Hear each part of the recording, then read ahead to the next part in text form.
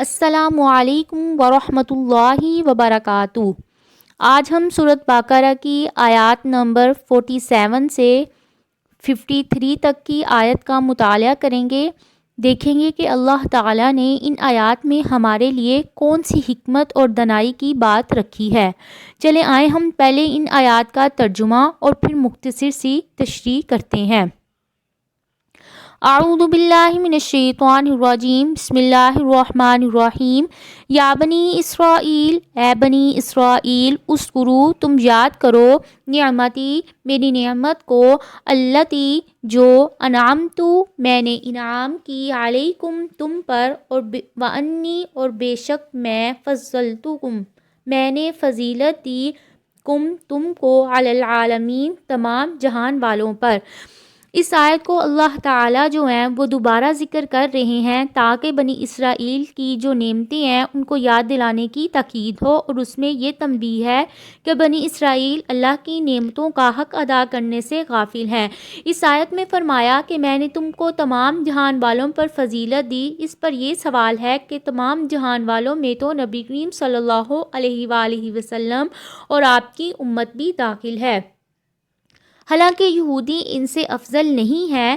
اس کا جواب یہ ہے کہ عالمین سے مراد ان کے زمانے کے لوگ ہیں، قیامت تک کے لوگ مراد نہیں ہیں۔ واتقوا اور تم ڈرو، یومن اس دن سے، لا تجزی نہیں کام آئے گی، نفسن کوئی جان، ان نفسن کسی جان کے، شیئن کچھ بھی، ولا یقبل اور نہ ہی قبول کی جائے گی، منہا اس سے، شفاعتن کوئی سفارش، ولا یؤخذ اور نہ ہی لیا جائے گا، منہا اس سے، عدل کوئی معاوضہ، ولا ہم ینصرون اور نہ ہی وہ مدد کیے جائیں گے۔ اس آیت میں اللہ تعالیٰ نعمتیں یاد دلانے کے بعد انہیں قیامت کے عذاب سے ڈرا رہے ہیں۔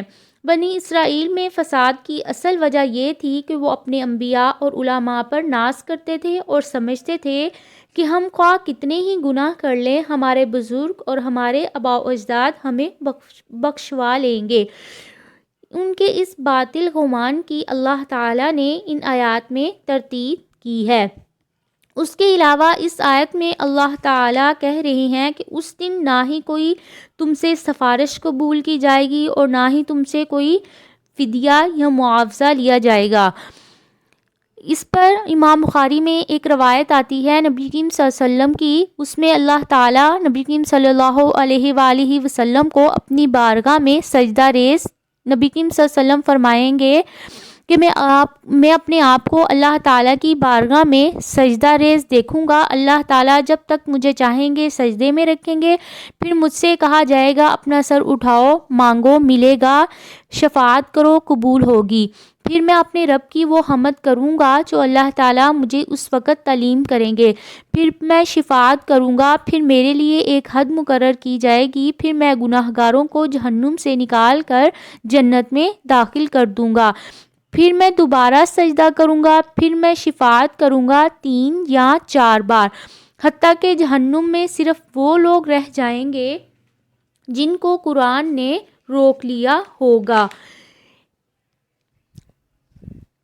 وَإِذْ اور جب، نَجَّيْنَاكُمْ ہم نے نجات دی، تم کو، مِنْ آلِ فرعون آل فرعون سے، یسومونکم وہ تکلیف دیتے تھے تمہیں، سوء العذاب برے عذاب کی، یذبحون وہ ذبح کرتے تھے، ابناءکم تمہارے بیٹوں کو، ویستحیون اور وہ زندہ چھوڑ دیتے تھے، نساءکم تمہاری عورتوں کو، وفی ذالکم اور اس میں بلاء آزمائش تھی، من ربکم تمہارے رب کی طرف سے، عظیم بہت بڑی۔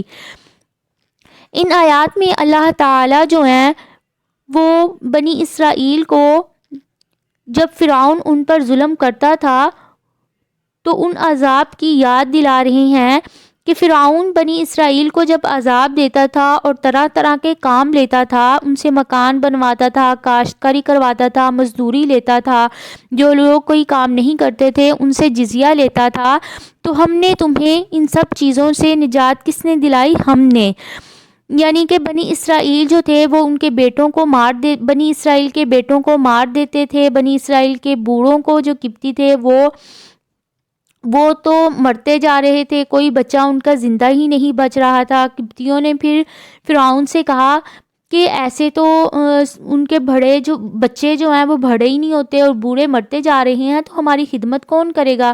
تو پھر فرعون نے ان کو حکم دیا تھا کہ 1 سال ان کے بیٹوں کو ذبح کر دیں اور 1 سال ان کو چھوڑ دیں۔ جس سال وہ ذبح نہیں کرتے تھے اس سال اللہ تعالیٰ نے حضرت ہارون علیہ السلام کو پیدا کر دیا، اور جس سال وہ بچوں کو ذبح کیا کرتے تھے اس سال اللہ تعالیٰ نے حضرت موسیٰ علیہ السلام کو پیدا کر دیا۔ وَإِذْ اور جب فرقنا ہم نے پھاڑا بکم تمہارے لیے البحر سمندر کو فانجیناکم پھر ہم نے نجات دی تمہیں واغرقنا اور ہم نے غرق کیا آل فرعون کو وانتم تنظرون اور تم دیکھ رہے تھے۔ ان آیات میں اللہ تعالی حضرت موسیٰ علیہ السلام کو جب مصر سے نکلنے کا حکم دیتے ہیں تو ان کو وہ سمندر کے کنارے پر لے جاتے ہیں، سمندر کے علاوہ وہاں کوئی بھی راستہ نہیں تھا۔ تو اللہ تعالیٰ کے حکم سے حضرت موسیٰ اس سمندر پر اپنی لاٹھی مارتے ہیں تو وہ سمندر جو ہے وہ 12 حصوں میں منقسم ہو جاتا ہے، اور حضرت موسیٰ علیہ السلام بنی اسرائیل کے 12 گروہوں کے ساتھ اس کو پار کر جاتے ہیں۔ یہ سمندر جو تھا اس کو بحر کلزم کہتے ہیں، اور بعض لوگ کہتے ہیں کہ بنی اسرائیل کی تعداد 6 لاکھ تھی، اور بعض کہتے ہیں کہ قبطی جو تھے وہ 12 لاکھ تھے۔ وَإِذْ اور جب وعدنا ہم نے وعدہ کیا تھا موسیٰ سے 40 لیلتاً راتوں کا، ثم اتخذتم العجل پھر تم نے بنا لیے بچھڑے، من بعدہ اس کے بعد، وانتم ظالمون اور تم ظالم تھے۔ فرعون سے نجات دلانے کے بعد اللہ تعالیٰ نے حضرت موسیٰ علیہ السلام کو طور پر بلایا۔ اس سے پہلے جب بنی اسرائیل سرائے سینا میں پہنچے تھے تو ان کے پاس کوئی بھی کتاب نہیں تھی۔ اس وقت وہ حضرت موسیٰ کی اس وحی پر ہی عمل کرتے تھے جو اللہ تعالیٰ نے ان کو ہدایت دی تھی، جو تورات سے پہلے حضرت موسیٰ پر اتری تھی۔ گویا وہ حدیث پر عمل تھا۔ اب اللہ تعالیٰ نے حضرت موسیٰ کو 40 دن کی رات کے لیے طور پر بلا لیا تاکہ انہیں تورات عطا فرمائے۔ ثم پھر عفونا ہم نے درگزر کیا عنکم تم سے، من بعد اس کے بعد، ذالک اس کے بعد، لعلکم تشکرون تاکہ تم شکر ادا کرو۔ یعنی اللہ تعالیٰ نے جب ان کو سمندر سے نکال کر وہاں دوسری جگہ پر لے کر آئے صحرائے سینا میں، اور حضرت موسیٰ جو تھے ان کو تورات کے لیے اپنے پاس کوہ طور پر بلا لیا، تو اس کے بعد ان کی قوم جو تھی وہ بچھڑے کی پوجا کرنے میں لگ گئی۔ تو اللہ تعالیٰ فرما رہے ہیں کہ میں نے تمہاری اس بات کو بھی درگزر کر دیا، لیکن اس کے بعد بھی تمہیں میرا ہی شکر ادا کرنا چاہیے۔ وَإِذْ اور جب آتینا ہم نے دی موسیٰ علیہ السلام کو الکتابہ کتاب، والفرقان اور فرقان، لعلکم تہتدون تاکہ تم ہدایت پا جاؤ۔ اس آیت میں الکتاب سے مراد تورات ہے، اور والفرقان سے مراد حق اور باطل میں فرق کرنے والی چیز وہ ہے جو اللہ تعالیٰ نے حضرت موسیٰ علیہ السلام کو معجزے عطا فرمائے تھے۔ امید ہے کہ آپ سب لوگوں کو ان آیات کی سمجھ آئی ہوگی۔ اللہ تعالیٰ ہمیں مزید ان کو پڑھنے کی اور ان پر عمل کرنے کی توفیق عطا فرمائے، آمین۔